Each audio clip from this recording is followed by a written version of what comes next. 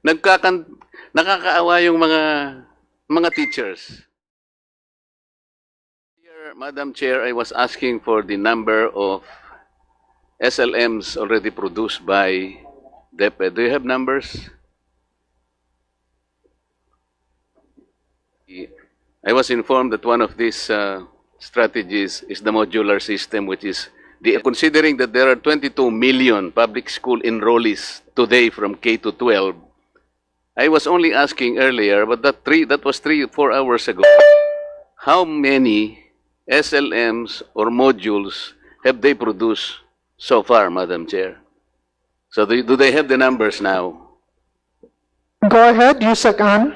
Yeah, Madam Chair, Your Honor, the production of self-learning materials is by region, by division, and by school. So if we can request our USEC for curriculum and instruction and the USEC for in charge for planning, because they are the ones who have the numbers and the monitoring for such, Madam Chair. Are we made to understand, Madam Chair, that you don't have the numbers and you still have to ask for the regions to supply you? Why so? It should be a concerted effort. This is supposed to be the central office. I believe the central office initiated the production of this, and the others will be produced by the regions, the divisions, and the schools. What about at your end? What did you do? Can we have Yusek San Antonio? Yusek San Antonio. Madam Chair, if I rely on Yes. your section, Antonio, I think he said earlier that there is something like 59%. Was that his, I don't know if that is the correct estimate that he say. Sabi niya, Madam Chair, 59% na na-produce, meaning to say, kalahati ng 22 million na-produce na. So, am I supposed to assume that about 10 million SLMs have been produced already based on the representation of USEC San Antonio? Importante po kasi ito, Madam Chair, because October 5 na po ito. If DepEd cannot even guarantee a ratio of 1-to-1, sabi nila kanina, well, by far probably 2 students or 2 enrollees will probably share 1 module. Even on that basis, Madam Chair, I think I have gained my right to know. The ibig sabihin yan, kahit kalahati nga lang eh. Kahit na 5 million lang, kung 2, halimbawa, ratio is 2-to-1. Kasi sabi niya, 59% lang ang na-produce. Pero totoo ba yun? You have to be very candid with us. Totoo ba o hindi? Because in the ground, Madam Chair, in Tarlac more particularly, nakakaawa yung mga teachers. Kasi po kami ang nandun eh. May nahingi po ng laptop, ng computer, ng risograph, ng photocopying, ng tinta, ng papel. And so, if this is the kind of approach, kasi sinabi nyo dito sa inyong napakaganda eh. O, babasahin ko na po sa inyo. Major adjustments are being made at the central and field levels to enable DepEd to deliver distance learning at a magnitude never done before. Eh, magaling lang naman kayo sa paggawa ng ganito eh. Never done before. I'm assuming, Madam Chair, that they started in a very fantastic fashion.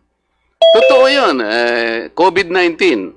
But per your admission here, it was not only COVID-19 that triggered you to streamline the competencies. Ang sabi rito, even 2 years ago at the prodding of the very Secretary of the Department of Education, 2 years ago, sinabihan na kayo to streamline the competencies. How do you know that by streamlining the competencies by 60%, ang natira na lang is 40%? How do you know that the quality of education is still there? Pagkatapos wala pa yung modules. Can you imagine, Madam Chair, what kind of quality of education do we expect now sa ating mga kabataan? Binaba na nga nila yung sabi nila, this is the most, tawag nila MELCs. Most essential learning competencies, or MELCs.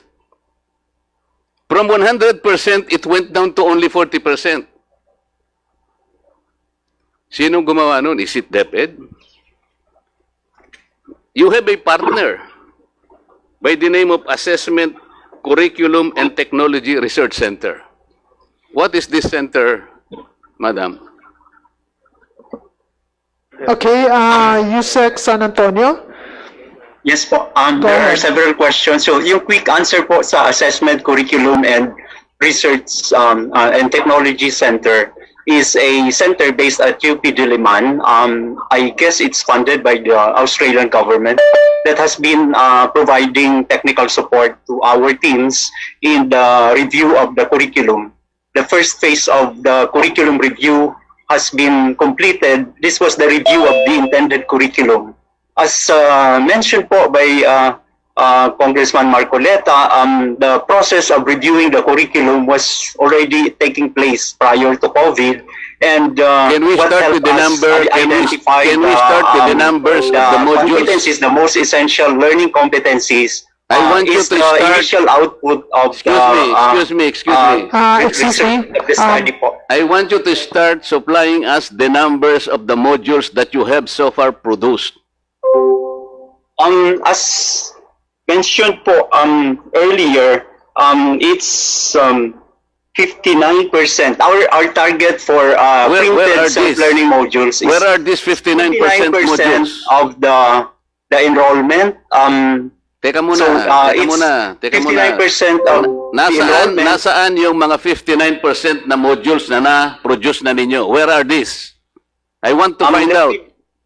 I will be mentioning po the divisions that have reported to be on time in their process of reproducing the modules. I just retrieve my file. Baka magkamali ka, Your Honor. Yusek.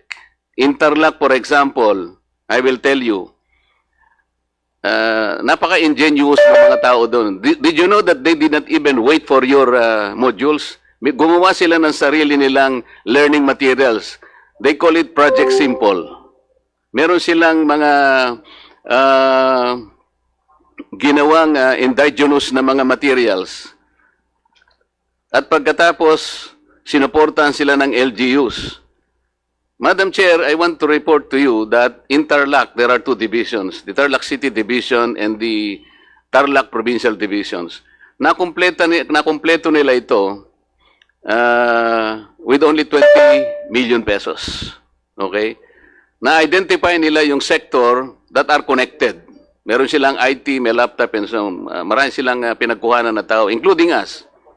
So yung 80% na lang ang susuplayan nila ng modular materials. They were identified that. So marami na. Kaya yung dinownload din yun na 79 million, pinag-iisipan pa nila kung gagawa pa sila nung modules ninyo. Kasi magkakadoble-doble na ang gagawin nila. So this is how erratic and I think chaotic the start of DepEd. So, paano sasabihin mo, Yusek, na kayo ang, ikaw ang tagapangulo ng curriculum sector ng DepEd, bakit di-delegate niyo sa isang grupo sa UP ang paggawa ng curriculum? You cannot delegate something that was already delegated to you. That is your primary function. Paano natin nalaman na yung 40% na streamlining ng competencies, yun ang correct na volume na dapat lamang na pag-aralan ng taong, ng bata ngayon during COVID. Paano natin ma-justify yun? Madam Chair, let me reiterate that it was not entrusted to the RC. They just provided technical support.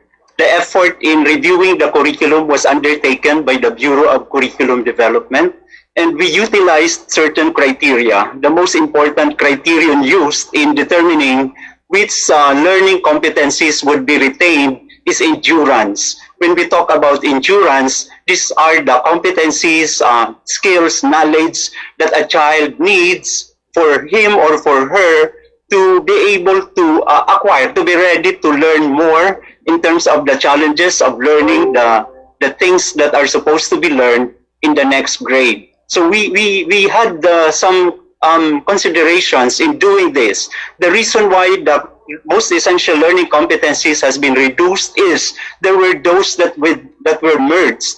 There were those that were deleted because they were repetitious. there were those that were also added. And again, just to point out, Madam Chair, that the effort was not given to anyone else. We just enjoyed the technical support of an agency that is supposed to provide help to us. I think, Madam Chair, it's okay for the Department of Education to utilize the expertise of people around us. We don't claim to be the experts. We always interact with the stakeholders and we recognize their support. In certain aspects of the things we do, we also collaborate with PNU, we collaborate with other universities, we listen to them because we don't really claim that we are the only ones who know. But I feel that when we say we want to work with 40% of the competencies, we did not abandon the things that were very important. We just decided to pay attention to the most important foundational competencies which we feel the learners should possess. Nakalagay ba sa budget ninyo itong participation ng group na ito? I didn't see it in the budget of 2020. How is this group compensated? Madam Chair, I'm not in the know. I think they are not paid. You're supposed to be in the know kasi as I was saying, the understanding is they are supported by funds from the Australian government. Can you imagine, So curriculum ang pinag-uusapan, Madam Chair, and the USEC is not in the know. How can you justify that? Tinatanong ko lang, saan nyo kinuha ang budget to for example, get the assistance of this group? Madam Chair, I think I said that my understanding is DepEd does not pay them. But the other members of the EXICOM can check me. Is it because, true, or my directors can check anybody me if from I'm correct. present? Is it true na hindi nyo binayaran yung ACTRC? Yusek Ana? I think, Madam Chair, Director Joyce can be requested to provide the information. The Director of the Bureau of Curriculum Development. Okay. Director Joy, you are recognized. Madam Chair, good afternoon. This is Director Joy, the Director of the Bureau of Curriculum Development. Our partnership with ACT-RC goes back sometime during the making of the development of the K-12 curriculum. The only question, Madam, is where is the budget? Agency is an organization that I am not asking you to was describe selected this organization, by Madam, of the please. Australian government. You have to be very considerate. My question is, was this group ever budgeted? Because we didn't see any budget, coming from any group assisting DepEd in the formulation of the curriculum. Saan po nakukuha yung budget nito? I think from the, Mr. Chair, I think from the grant of the DFAT, not from DepEd. What is that, Madam Chair? Can you please repeat that, Director Joy? Sorry, Madam Chair, it's from the Australian government. Oh, so it's a grant. It's a grant, yes. It's an aid from the Australian government. Okay, go ahead. You have to be very careful in your statements because if I can produce the documents telling otherwise, baka magkaroon ka ng problema. Huwag kayong masyadong mabilis magsalita. Okay. Yung budget ninyo for modular, magkano, Madam? For first quarter and second quarter, what is your budget? In 2020 JA, there's no budget, Your Honor, but we requested the Department of Budget and Management for the realignment of our existing How much? programs for 10.9 billion, 500 million of which we reserve for Okay the na yan. minimum health standard. So, it's 11 billion. More or less, no, Your Honor, 9 billion for the learning resources. Ha? 9 billion for learning resources. For learning resources. Okay. So, considering na ang nagagawa pa lang is 59%, even assuming that is correct, napakarami pa nang hindi na po-produce. October 5, magsisimula na ang nagkakagulo na sa baba. Kasi kung hindi namin sila tutulungan, hindi sila makakapag-umpisa. This is how you will describe the starting point of DepEd sa panahong ito. Pagkatapos, let's go about integrating the competencies, the most essential learning competencies. Ilan ba yung competencies na ilalagay nyo sa isang module? Okay, Madam 40% na lang. Pwede ba dito na lang para madali tayo? Kasi masyadong marami sinasabi yun, hindi ko maintindihan ang paliwanag niya. Cong.Marcoleta, they have their, people assigned. So, pwede let's recognize again, Yusek San Antonio. On condition, madam, that he should only answer the question. Thank you. No more, no less. Thank you very much, Madam Chair. Let me just reiterate that when I said 59%, it's the target learners that will receive SLMs. When it comes to the status of the preparation relative to the reproduction of SLMs, our tracking indicates that as of today, 77.57% or 166 out of 214 schools division offices have reported to be on track. When we say on track, they are more than halfway in terms of reproducing their self-learning modules. And 48 out of 214 schools division offices are still we consider them progressing. They are not yet halfway in the reproduction. Let me also inform the Madam Chair that NCR is now proceeding with the distribution of the self-learning materials, printed self-learning materials for the learners in NCR. There are also regions that have also been able to report that they are like on track 100% in all their divisions, like Caraga, Region 2, Region 4A, Region 4B, Region 9, and Region 12. This is according to the reports submitted to us by the regional offices. Chair, I have a problem with the way this USEC is answering. It's too long and it is not even responsive. I am only asking how much is the budget for the SLMs? Bakit hindi ka ba sumagot kung ano lamang ang tinatanong sa'yo? Because I really wanted to know if this is the kind of, if this is how the way you produce the materials. Can you imagine, merong nagre-risograph, merong nagpo-photocopy, there is no definite, there is no standard way on how you're supposed to produce this, on how you bind this. Paano nyo iba-bind ba ito? Ilang ba ang ilang bang competencies per student from K to 12? How do you intend to do this? Ang dami mo kasing kinukwento eh. But we are confused kung paano kayo mag-start. For example, ayaw nyong gumawa ng libro. Gusto nyo modules. Okay, nasa sa inyo na yan kung gusto nyo gawin nyo. Yung K, yung let's say, K, ilang competencies ba yon? Let me Go ahead. San Antonio, yung kindergarten, first quarter, ilang modules ba yon? Sorry, Madam Chair, I've not memorized all the numbers. I'm not very good in memorizing numbers. But my ASEC can help me provide Alam mo, the exact numbers kindergarten, requested by 10 ang Congressman modules. Marcoleta. And the total pages, 258. Madam Chair, alam mo ang problema nila?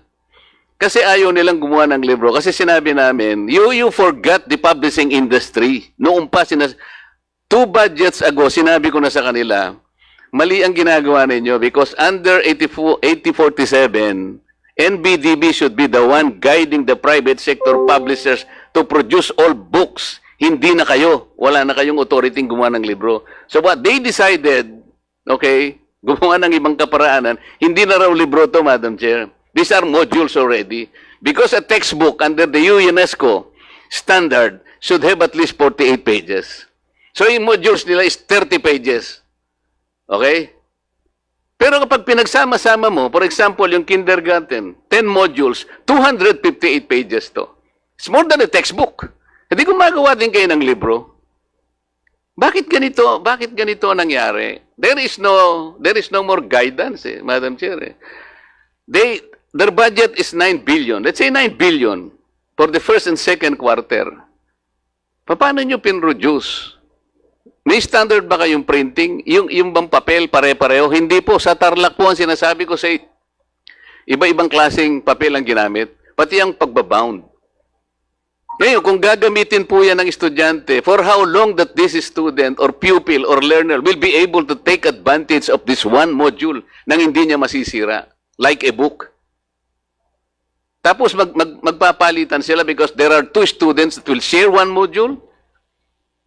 Eh kung hindi naman kasing photographic memory ni Congressman Ted Daresco yung bata, paano ibibigay mo sa kanya? Hindi niya na maintindihan niya ganun. It should be a ready reference for you.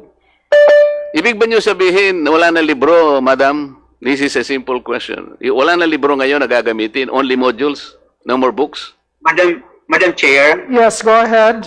Yusek. I think it was very clear earlier that we mentioned that textbooks will still be used as supplement to the learning materials or resources that we have prepared. So Let me also reiterate what I have mentioned earlier, that the most ideal learning resource for distance learning delivery modality, as far as we educators know, is the use of self-learning modules because it provides all the instruction. It allows the learners to actually interact with the materials, especially if they are capable of doing independent learning. Can I cut you? Yes, we will be still using the books, especially if the kids will be doing TV-based instruction or radio-based instruction, or even online. They can still refer to the books. We have mapped them against our most essential learning competencies. Sinasabihan na nga. Ang tinatanong ko lamang sa iyo, Yusek San Antonio, is this.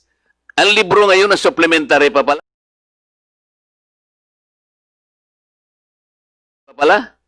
Itong modules na ang principal, ganun ba? Dati, ang libro, yung essential, yung supplementary materials, dito yung mga modules. Pero ang nangyayari kasi ngayon, ito yung problema natin. Madam Chair, ang gumagawa na ng modules, teachers, hindi po nila trabaho yun eh. Ang teacher po magtuturo yan. Yan ang pinaggagawa nila ngayon, no? Pinaggawa nyo ng module. Sila nagpo-photocopy, sila nagbabound ng mga libro. Isip-isipin nyo, para lang mag-prepare na sana sila sa kanilang pagtuturo. Sila pa ang ginawa ninyong okupado sa paggawa nito. Excuse me, Marcoleta, can you please wrap up? Your 12 minutes is about to end.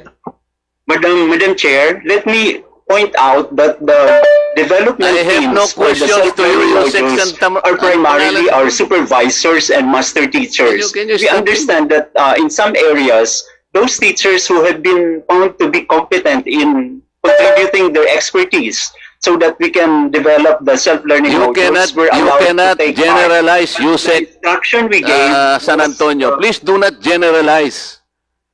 Do not generalize, please. Madam Chair, I was sharing the issuance that we have made. How many? It's primarily How for much is your the budget? experts, How much is your etc. budget for books this year? Madam Chair, I think I've been very clear in saying that the most ideal What learning is your resource for budget for distance books learning this is year? the use of modules. Excuse me, I've not found a What place is that your utilizes- budget for books this year? That is excuse the me, question. yes, DS, maybe Yusek An can be, would be the better person Sabi to ko nga answer dito na lang, that. pinipilit kasi Finance yan eh, so kay, under yan kay Yusek Ana. here, Yeah. madam. Sa finance po, ang ating textbook and other instructional materials is 962 million for this Okay. year. Next year, It's the same level, the Your same, Honor. okay. But you did not procure any book this year, right? Alam ko eh. I investigated. Your Honor, I will have to refer to the Undersecretary or ASEC in charge of the procurement on that. Mine is finance. Wala nga kayong pinrocure eh. Where is the procurement officer here? Did you procure books for this year?